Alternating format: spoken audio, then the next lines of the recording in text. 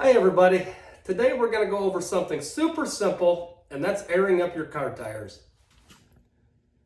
If you see this light on in your car, odds are you have low tire pressure.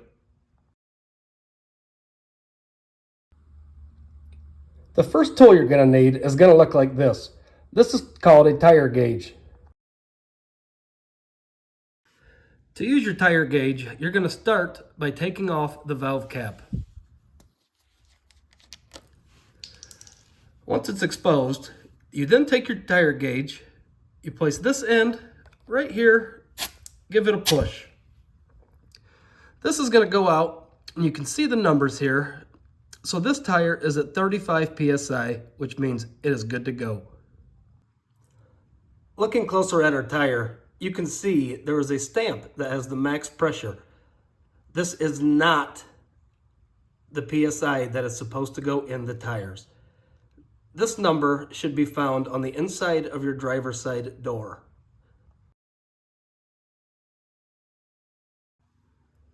This is the next tool we're going to need. This is called an air chuck.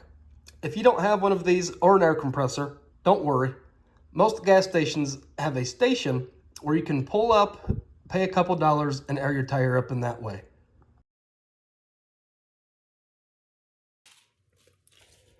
After determining the tire pressure in this tire was a little low, all we're going to do is use our air chuck and put that on the valve stem. You should be able to hear air going into the tire. If your tire is only a couple pounds low, it's likely you will not need to hold the air chuck on there very long. When you think you have enough air in your tire, it's time to check the pressure again. Perfect. Always remember to put your valve cap back on.